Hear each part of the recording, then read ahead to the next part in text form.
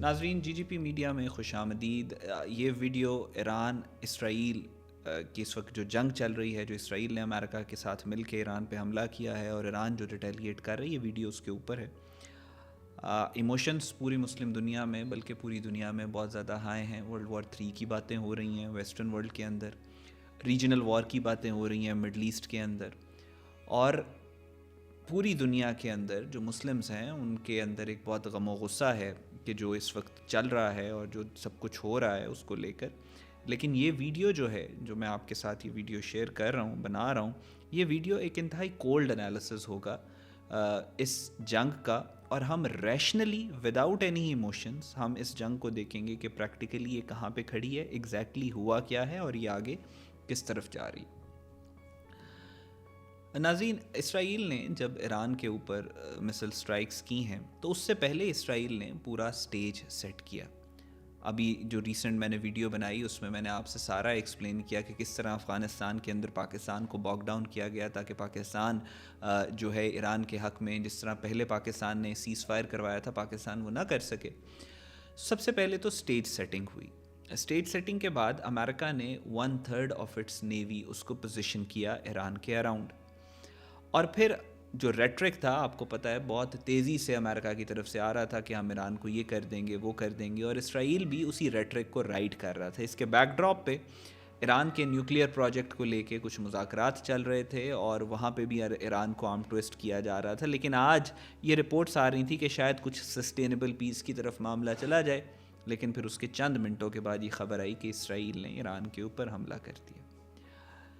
ناظرین، پچھلے 2 سالوں میں اسرائیل اور ایران کی یہ چوتھی بار ہے کہ ان کے آپس میں مسل ایکسچینج ہوئے۔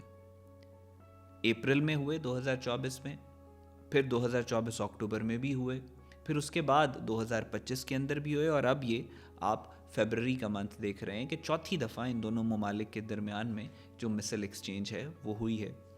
4 دفعہ ریجنل وار، ورلڈ وار 3 کی باتیں ہوئیں، لیکن 3 دفعہ تو یہ چیز اوائڈ ہو گئی۔ اب ہم چوتھی دفعہ کے اوپر کھڑے ہیں۔ اس ساری جنگ کے اندر 3 امپورٹنٹ فیکٹرز ہیں۔ ایک ایران فیکٹر ہے، ایک اسرائیل فیکٹر ہے، ایک امریکہ فیکٹر ہے۔ اسرائیل کے آبجیکٹیوز کو ہم سٹڈی کر لیتے ہیں۔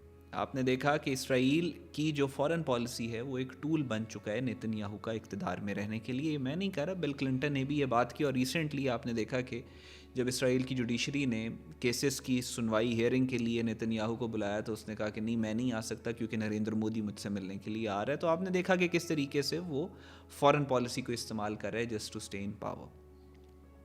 اسرائیل کے حق میں ہے یہ بات۔ نیتن یاہو یہی چاہتا ہے کہ یہ جنگ لمبی ہو، پھیلے، اور امریکہ اس کے اندر مکمل طور پہ باک ڈاؤن ہو کے امریکن ٹروپس آن گراؤنڈ جو ہیں وہ پچھلے 70 سال جس طرح انہوں نے اسرائیل کی جنگیں لڑی ہیں وہ دوبارہ اسرائیل کی جنگ لڑے۔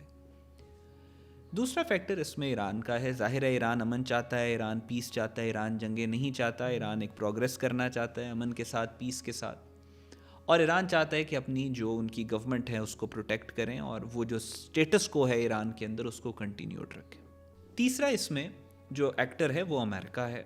میں یہ ریٹورک سے اور سیاسی بیانوں سے ہٹ کے آپ سے بات کر رہا ہوں۔ امریکہ کیا چاہتا ہے؟ امریکہ کے انٹرسٹ میں یہ ہے کہ امریکہ مڈل ایسٹ کی جنگوں سے نکلے۔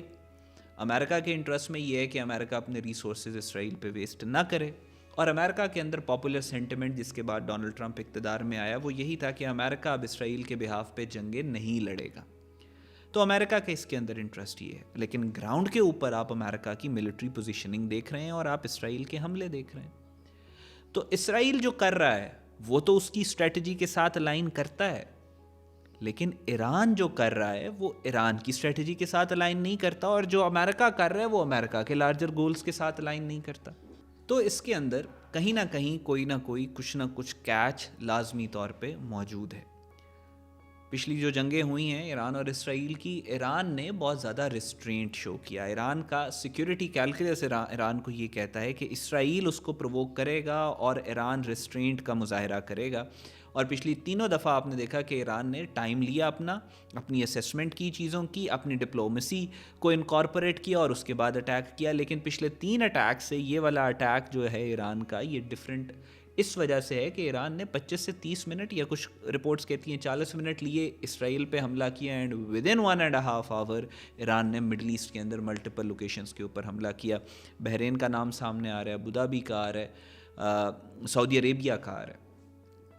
سو ایران ایک دم سے اتنا سوئفٹلی پورے ریجن کے اندر اٹیک کیوں کیا ایران نے امریکن بیسز کو؟ اس کی دو وجوہات ہو سکتی ہیں.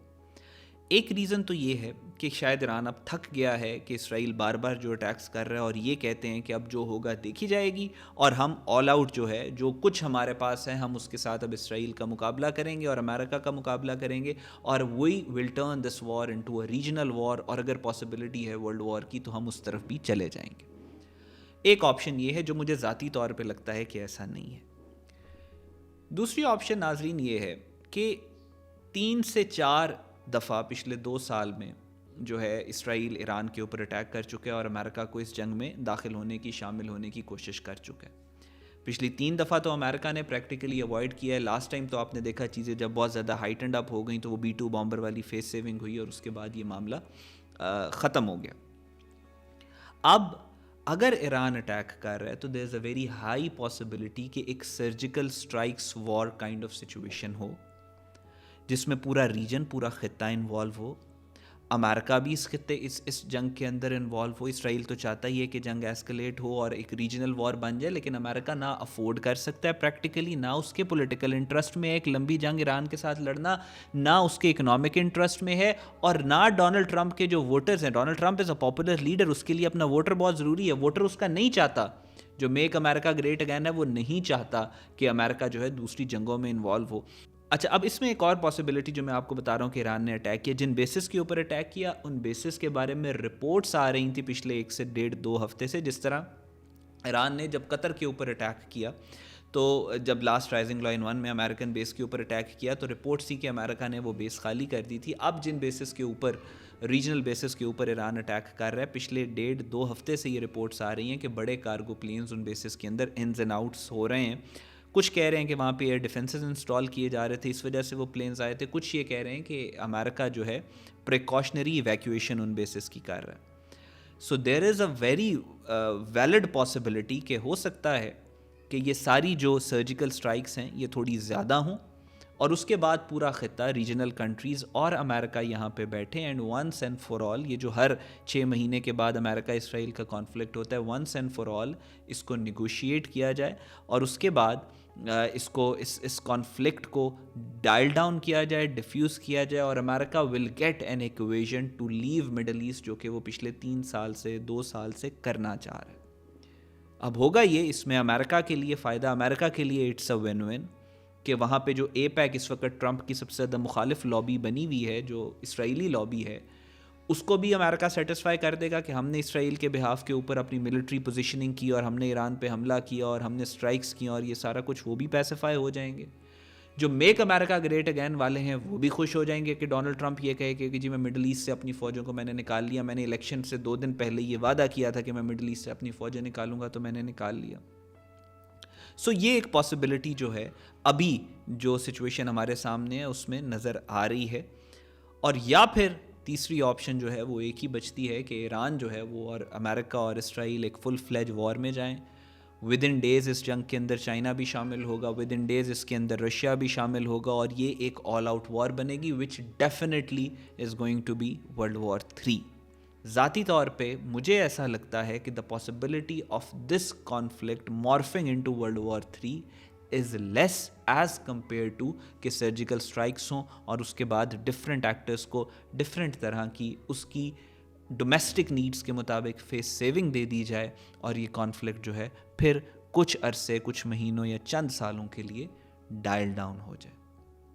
آگے مزید سچویشن جس طرح ایوالو کرے گی ہم آپ کے سامنے رکھتے رہیں گے، لیکن ابھی تک کے لیے میں نے اپنی انڈرسٹینڈنگ آپ کے سامنے رکھی. پاکستان زندہ باد.